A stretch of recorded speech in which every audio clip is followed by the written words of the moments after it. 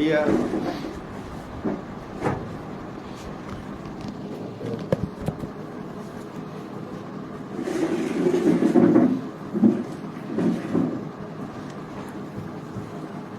सबसे पहले तो कर दें भले ही। सबसे पहले तो मैं धनतेरस के पावन पर्व और प्रकाश पर्व पर आप सबको मेरी ओर से हार्दिक शुभकामनाएं प्रेषित करता हूं। और इस मौके पर धन्वंतरी जी आपको स्वस्थ रखें, लक्ष्मी जी का आपके साथ में साथ सदा बना रहे और कामधेनु जी भी आपके साथ में लगातार रहें, ऐसी मेरी मनोकामना है। और आप सबके हम सबके अच्छे सोच और विचार की वजह से न केवल हमारे क्षेत्र का स्वच्छ और स्वस्थ निर्माण हो, बल्कि हमारे यहाँ से जो विचार चलता है वो पूरे प्रदेश और राष्ट्र को एक ऐसी आशा की किरण दे कि एक सार्थक बदलाव के लिए आप लोगों का क्या सहयोग हो सकता है। मैंने इसलिए आपको बुलाया, ठीक है ना। समय समय पे आप लोग हमारी बात को आमजन तक पहुंचाते हैं, इसके लिए मैं आपका आभार प्रकट करता हूं। अब तक हमने कुछ ऐसे इश्यूज थे जो करीब साल भर का जो हमें मौका मिला, उसमें 10 महीने का आपके माध्यम से, मीडिया के माध्यम से, समाचार पत्रों के माध्यम से और आमजन के माध्यम से जो हमें लगा कि वैलिड इश्यूज हैं, उनको प्रशासन के समक्ष आम जन की ओर से जन समूह के साथ सक्षमता से रखने का प्रयास किया।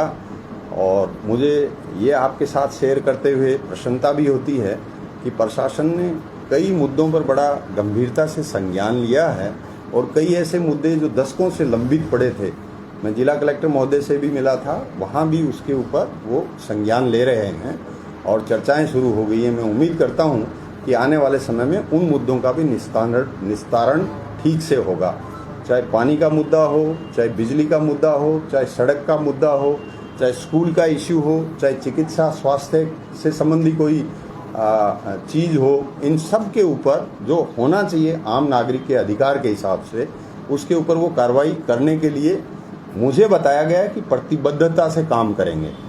आपको मैं इस मौके पर इसलिए निवेदन करना चाहता था कि आपको ऐसा लगता है कि कोई ऐसा मुद्दा जो मूल रूप से जनजीवन से जुड़ा हुआ हो, जो जीवन की सुगम बनाने के लिए, जीवन को जिसकी अहम आवश्यकता हो, आप अगर हमारे संज्ञान में लेके आते हैं तो हम निश्चित रूप से स्थानीय प्रशासन से लेकर राज्य और देश के प्रशासन तक सक्षमता के साथ उसको पहुंचाने का प्रयास करेंगे।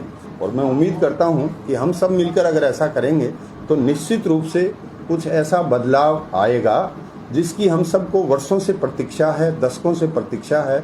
और मैं समझता हूं कि आज़ादी के समय हमारे उन ईंट के पत्थर की तरह, नीम के पत्थर की तरह जिन लोगों ने कार्य किया था, उनके सपनों का भारत निर्माण करने में आपके प्रयास भी हमारे काम आए, आमजन के काम आए और सार्थकता के साथ वो बदलाव जो उनकी कल्पना में था वो आपके जीवन काल में ही परिलक्षित हो।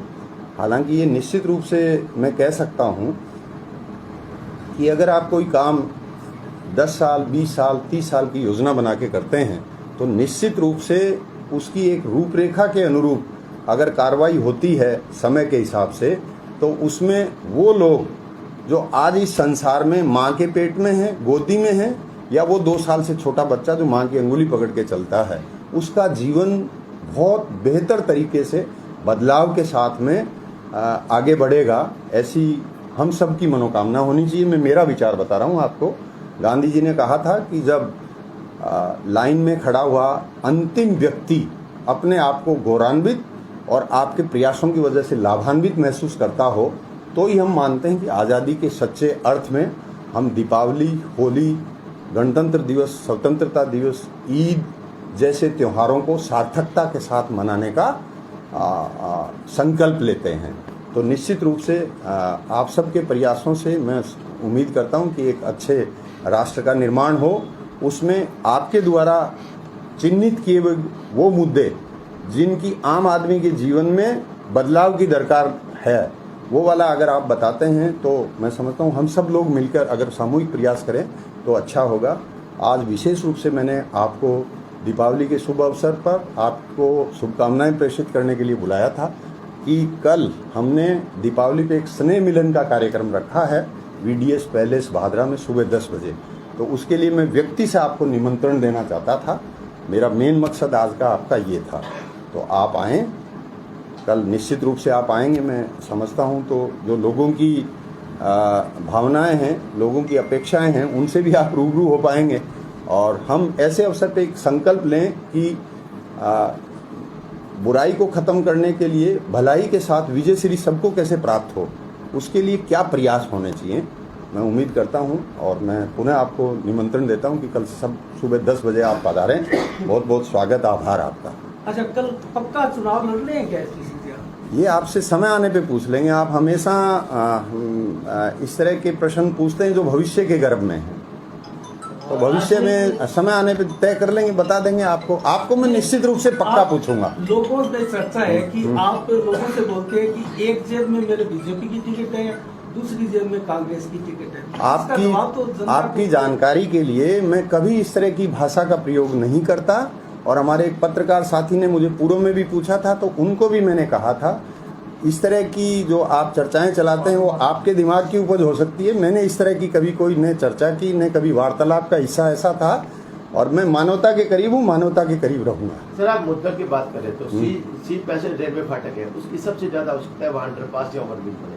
अगर कभी मौका मिलेगा तो निश्चित रूप से उस पर कार्रवाई करेंगे, ठीक है ना। सर, आपने पूर्व में फसल बीमे को लेकर प्रेस वार्ता की थी, जब लास्ट बार अपनी प्रेस वार्ता हुई थी, आपने उसमें कई पॉइंट भी फसल बीमे के बारे में बताए थे। और वर्तमान में भी सर किसानों ने धरना भी दिया है, अनशन भी चल रहा है। अब सर वर्तमान में आपकी क्या प्रतिक्रिया है? अब आप ध्यान से सुनना मेरी बात, क्योंकि ये मुद्दा वाकई हमारे सबको उद्वेलित करता है, परेशान करता है। और आम किसान भी इस मुद्दे की वजह से भ्रम के जीवन में जी रहा है। मैं आपको सही बता रहा हूँ, पिछली बार भी बताया था कि इसमें कई स्टेक होल्डर हैं। किसान है, कंपनी है, बैंक है, राज्य सरकार है, भारत सरकार है। मैंने आपसे ये भी निवेदन किया था कि किसी भी एक स्टेप पे गड़बड़ होती है तो पांचों के स्टेप प्रभावित होते हैं। मैंने आपसे ये भी निवेदन किया था कि कौन किसान जीवन बीमा का हकदार है, किसको जीवन बीमा नहीं, फसल बीमा, कौन किसान फसल बीमा का हकदार है और कौन किसान फसल बीमा लेगा नहीं लेगा, इसके बारे में मैंने विस्तार से आपको बताया था। वर्तमान की स्थिति के संबंध में मैं आपको इतना ही कहना चाहता हूं कि राज्य सरकार के स्टेक होल्डर केंद्र पे डाल रहे हैं, केंद्र सरकार के स्टेक होल्डर इसको राज्य सरकार पे डाल रहे हैं। किसानों के पास में भ्रम जैसी स्थिति है। आप डिटेल में कुछ दिन पहले सांसद महोदय ने एक प्रेस वार्ता की थी, उसमें कुछ फैक्ट्स भी बताए थे। उसी की कंटिन्यूटी में मैं कहना चाहूँगा कि फसल बीमा के अंतिम निस्तारण के लिए दो चीज़ों की आवश्यकता होती है। एक तो उसने बीमा करवाया है और दूसरा सबसे अहम बिंदु होता है कि उसमें क्रॉप कटिंग एक्सपेरिमेंट जिसको बोलते हैं वो हुआ है कि नहीं हुआ है। जब उस समय राइटिंग में ये आ गया कि भादरा के क्षेत्र में 46% और नौहर और अन्य क्षेत्रों में 36% CCE का वेरिफिकेशन भी कृषि विभाग के अधिकारी, बीमा कंपनी के अधिकारी और प्रशासनिक अधिकारियों की मौजूदगी में जब ये तय हो गया कि कैसे इसका निस्तारण करना, उसी टाइम ये मुद्दा खत्म हो जाना चाहिए कायदे से, लेकिन नहीं हो रहा है। तो मेरा तो यही कहना है कि एक दूसरे के पाले में डालने की बजाय इस पे सार्थक कार्रवाई करें। किसान समझें, अगर उनका हक बनता है, गारंटीड है बीमा मिलेगा, गारंटीड है।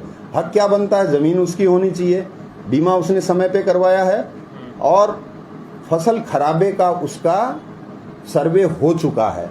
तीन चीज़ों पे मैं आपसे भी निवेदन करूंगा कि ज़्यादा से ज़्यादा प्रचार करें इस चीज़ का। अगर सर्वे ही नहीं हुआ तो बीमा कैसे मिलेगा? अगर ज़मीन मेरी नहीं है, फसल मेरे नाम नहीं है, ज़मीन मेरे नाम नहीं है, बीमा नहीं मिलेगा। तो आपसे ये निवेदन है कि इसको आप भी क्लियर करें कि एक दूसरे के पाले में डालना बंद करें। 36% और 46% का तत्काल भुगतान करें।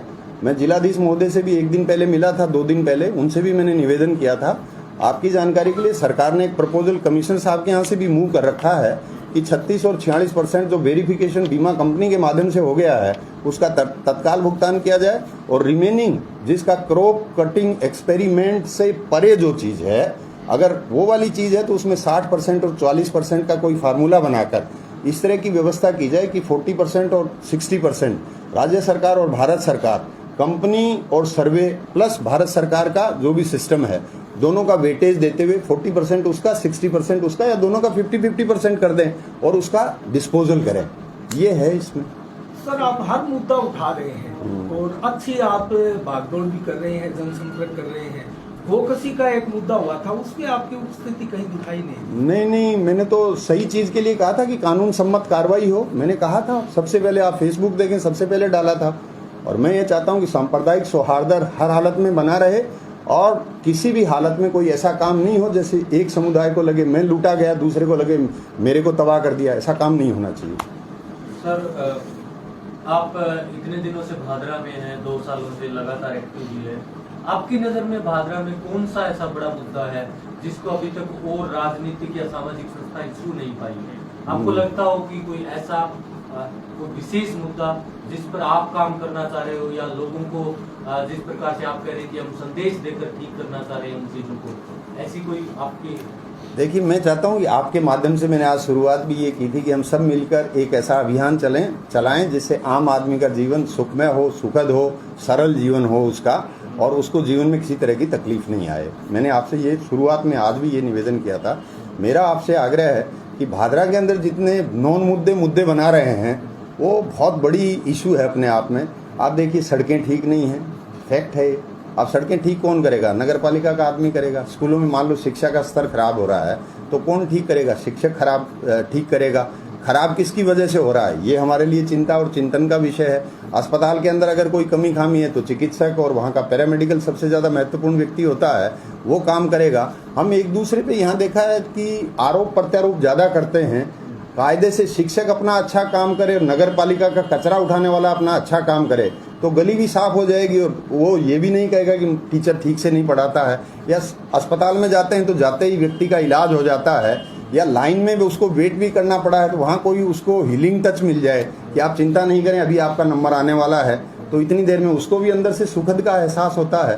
तो मेरे हिसाब से सड़कों की स्थिति अच्छी होनी चाहिए, जो नहीं है। मेरे हिसाब से नगर पालिका क्षेत्र के अंदर जिस तरह की स्थिति, और मैं तो ये कहूँगा कई जगह तो नर्क जैसी स्थिति है, उसमें तत्काल सुधार होना चाहिए।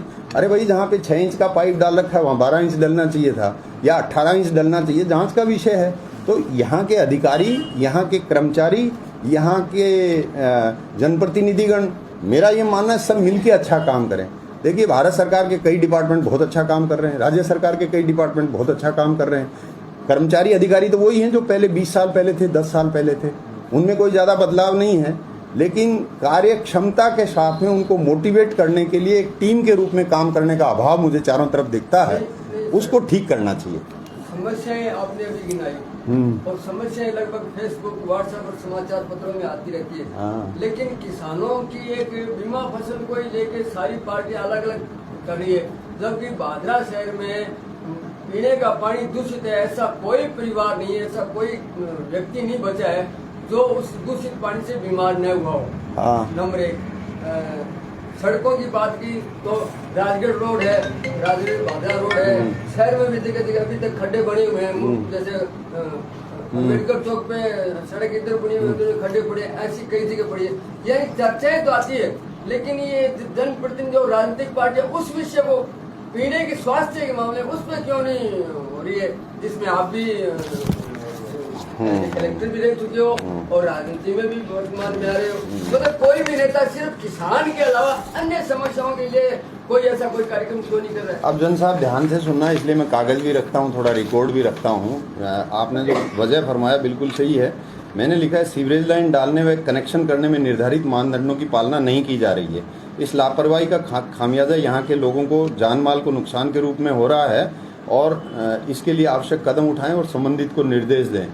आपने पानी वाला बोला है कि ये पानी वाला हमारा प्रॉब्लम है। मैंने उसमें भी ये सक्षमता के साथ में रखा है। ये जो आपका सिस्टम है, इसकी वजह से दूषित पानी सप्लाई हो रहा है और लोग इसकी वजह से बीमार भी हो रहे हैं। ठीक है ना? ऐसा कोई परिवार नहीं बचा जो नहीं बीमार हुआ।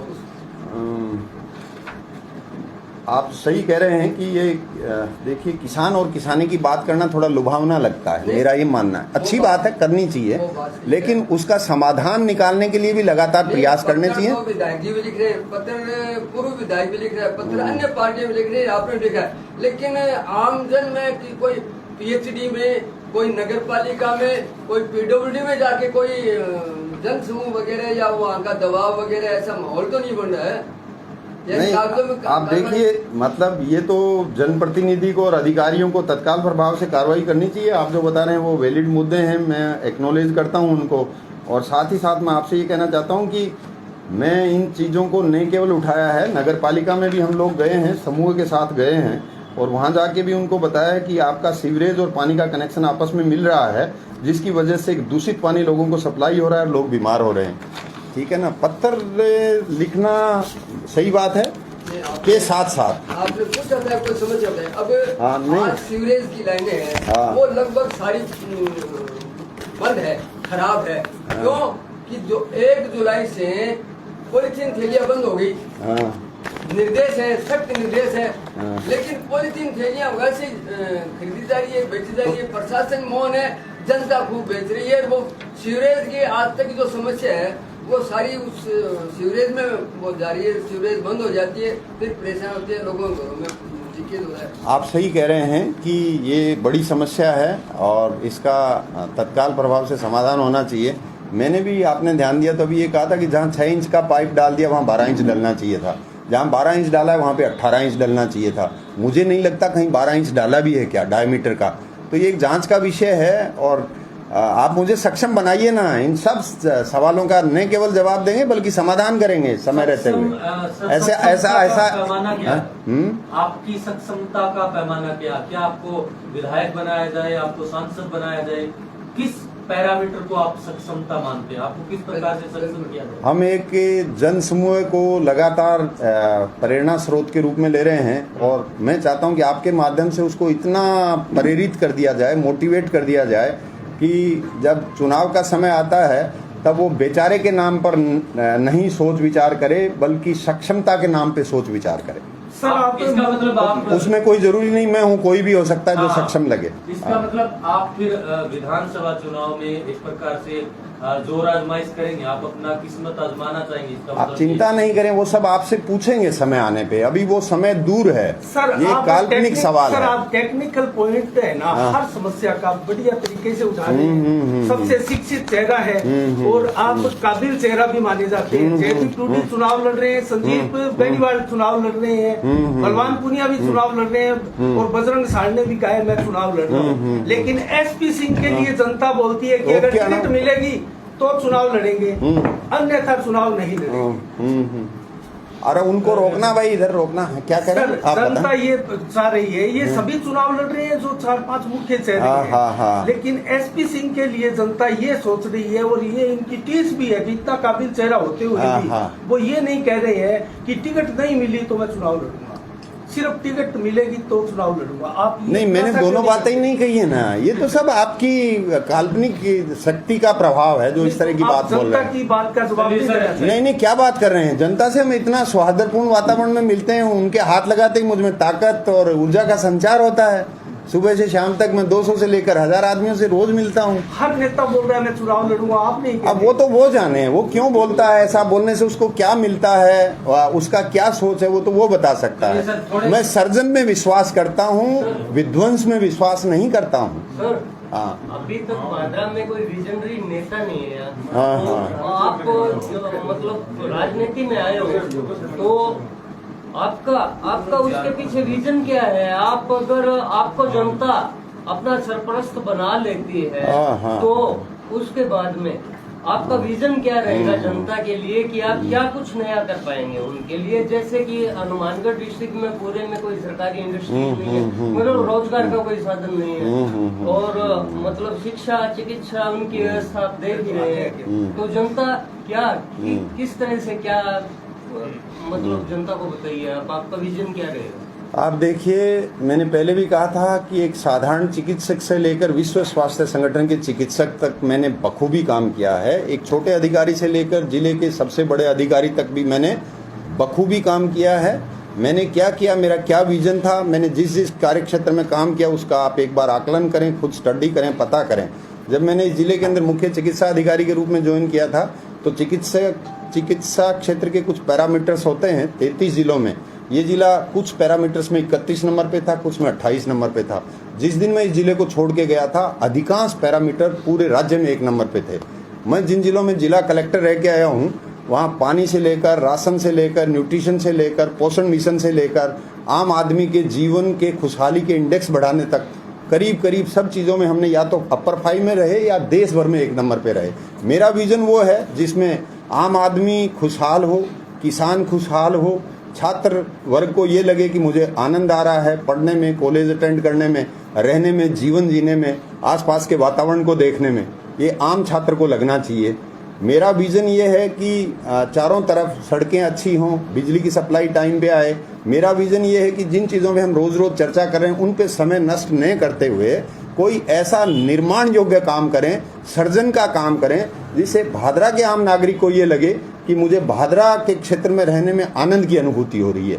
मेरा विज़न ये है कि जिसमें किसी आदमी को काम के लिए इधर उधर नहीं भटकना पड़े, रोजगार के लिए उसको अच्छे से काउंसल किया जाए, काउंसलिंग की जाए उसकी।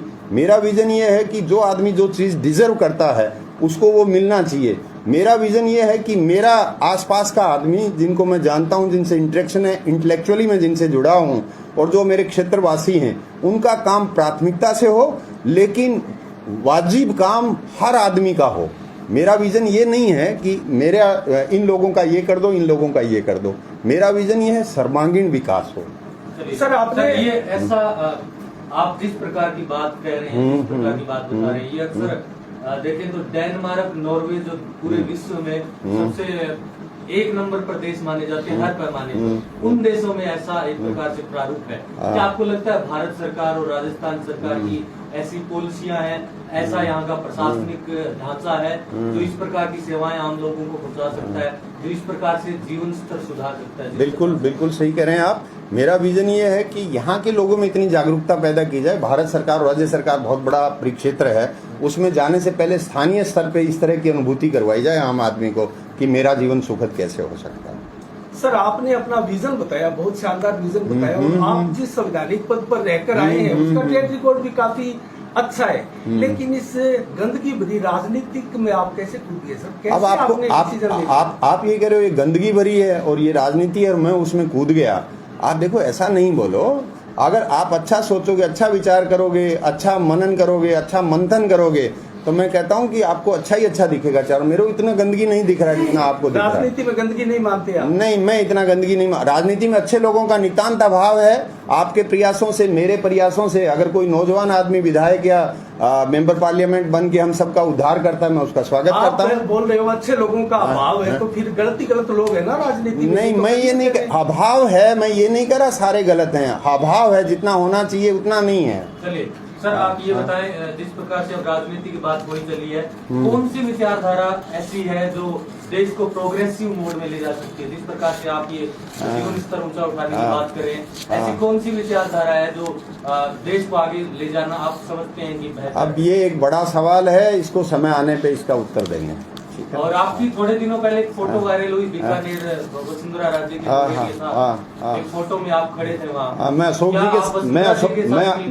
जी के साथ भी खड़ा रहता हूँ, पायलट साहब के साथ भी खड़ा रहता हूँ, वसुंधरा जी के साथ भी खड़ा रहता हूँ। बीकानेर दौरे पर आप स्पेशल गए थे? नहीं, मैं बीकानेर आता जाता रहता हूँ बहुत बार। मेरा घर है बीकानेर में, क्यों नहीं जाऊंगा मैं बीकानेर? अभी आप वसुंधरा जी से मिले थे, हम ये जानना चाहते हैं। नहीं, मैं बहुत सारे लोगों से मिलता हूँ, उसमें वसुंधरा जी भी शामिल है।